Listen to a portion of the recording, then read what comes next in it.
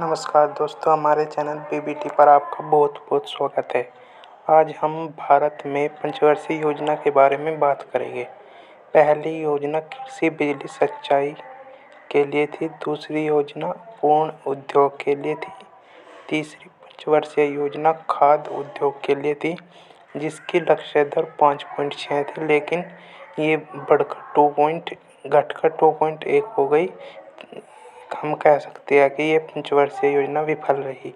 चौथी योजना कृषि की थी, पांचवी गरीबी उन्मूलन आर्थिक आत्मनिर्भरता, छठी योजना कृषि उद्योग, सातवीं योजना ऊर्जा खाद्य, आठवीं योजना मानव स्रोत शिक्षा, नौवीं योजना सामाजिक न्याय, 10वीं योजना रोजगार ऊर्जा, 11वीं योजना समावेशी विकास, 12वीं योजना त्वरित योजना।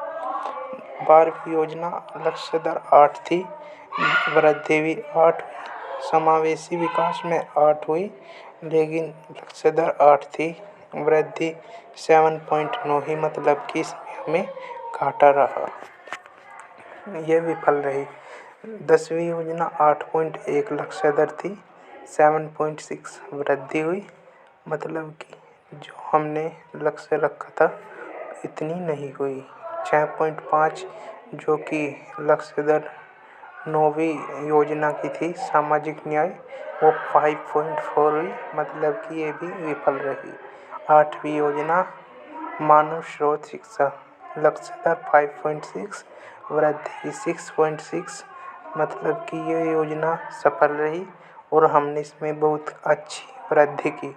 और जो 7वीं योजना थी उसमें लक्ष्य दर 5 थी, जो कि वृद्धि होकर 6 हुई। छठी योजना 5.2 थी और हमने 5.5 की वृद्धि की।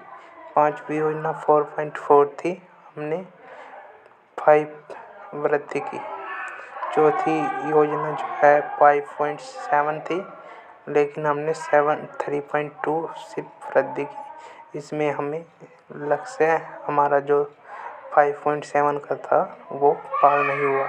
तीसरी योजना 5.6 थी, जिसमें हमें कुछ खास वृद्धि नहीं हुई और हमें 2.1 जो हमारी लक्ष्य दर 5.6 थी उसमें हमें घाटा देखा गया।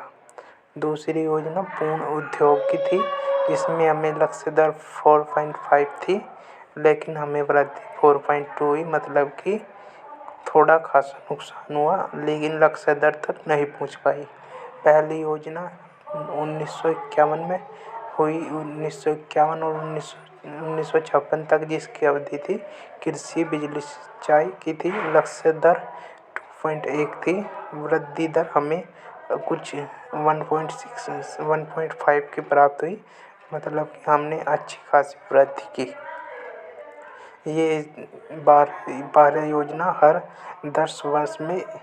5 वर्ष में योजना आती है, इसलिए इन्हें पंचवर्षीय योजना कहा जाता है।